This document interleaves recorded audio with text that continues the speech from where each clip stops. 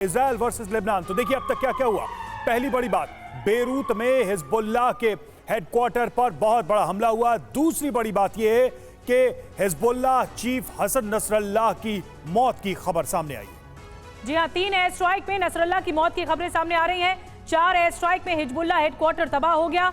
5 हमले में आपको बता दें नसरल्लाह की बेटी की भी मौत हुई है। ये अब तक क्या क्या हुआ आपको बता रहे हैं अपडेट के माध्यम से। जो छठा अपडेट है वो ये है कि अमेरिका से नेतन्याहू ने हमले का आदेश दिया। जो 7वां अपडेट है वो ये कि इजराइल का न्यू फेज ऑफ वॉर का ऐलान सामने आ चुका है।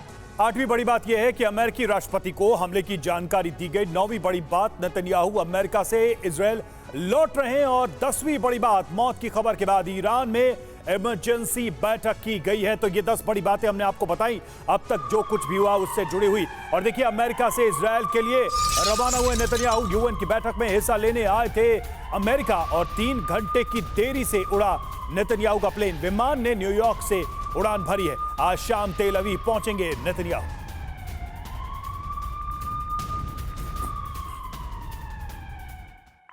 और एक और बड़ी खबर, लेबनान में हमलों पर यूरोपीय संघ का बयान सामने आया। नेतन्याहू को कोई नहीं रोक सकता।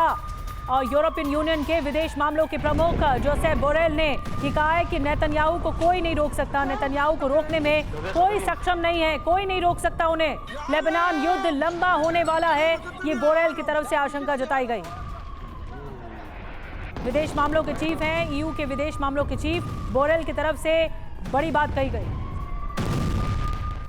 यूएन में इजराइल के पीएम नेतन्याहू का बयान, कहा ईरान इराक मिडिल ईस्ट के लिए श्राप। ईरान को बताया आतंक का पिटारा। कहा ईरान ने लाखों लोगों को किया है तबाह, कई देशों का अंदर ही अंदर खात्मा किया।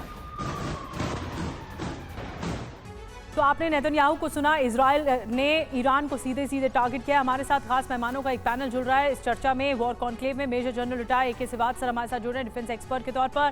ब्रिगेडियर रिटायर शरदेंदु सर हमारे साथ जुड़ रहे हैं डिफेंस एक्सपर्ट के तौर पर। दीपक वोरा साहब हमारे साथ जुड़ रहे हैं पूर्व राजदूत के तौर पर। कर्नल रिटायर यूएस राठौर साहब हमारे साथ जुड़ रहे हैं डिफेंस एक्सपर्ट के तौर पर। आप सभी का बहुत बहुत स्वागत है। हमारे साथ 2 सहयोगी हैं, मनीष झा भी हैं और सुमित चौधरी भी हैं। मनीष, आपसे शुरुआत कर रहे हैं। जिस तरह के से नेतन्याहू को हमने सुना अभी, उनका साफ तौर पर कहना है द कर्स। उन्होंने इस तरह के एक मैप दिखाया और उसमें द कर्स लिखा हुआ था, जिसका सीधा टारगेट ईरान है। तो क्या ईरान अब जंग में कूदेगा डायरेक्टली? देखिए, सबसे बड़ी बात यह थी कि यूएनजीए में जिस वक्त नेतन्याहू बोल रहे थे, जिस वक्त वो मैप दिखा रहे थे, उस वक्त भी उन्हें पता था कि अगले कुछ मिनट के बाद क्या होने वाला है। और न केवल वही, बल्कि जब वो अमेरिका जा रहे थे और जिस तरीके से उन्होंने सोशल मीडिया पर भी पोस्ट किया था कि अब हमारे एक्शन बोलेंगे, शब्द नहीं बोलेंगे। अभी इजराइल को स्टेटमेंट देने की जरूरत नहीं है कि नसरुल्लाह मारा गया या नहीं, उसके एक्शन ही बता रहे हैं कि वो मारा गया कि नहीं।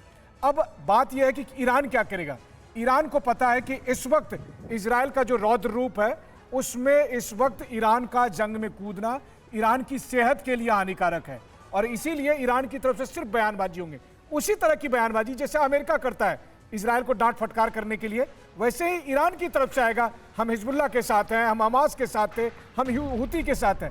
कुल मिलाकर यही है कि ना हिजबुल्लाह बचेगा, ना हमास बचेगा, ना हुती बचेगा। फिलहाल इजराइल को रोकने वाला कोई नहीं है, और ये बात साफ तौर पर है। और इजराइल ने भी ये संदेश दे दिया है 5 नवंबर तक इजराइल के पास वक्त है, जब तक चुनाव नहीं हो जाता। इस 5 नवंबर के दरमियान इजराइल इस तरह के और बहुत सारे हमले करने वाला है।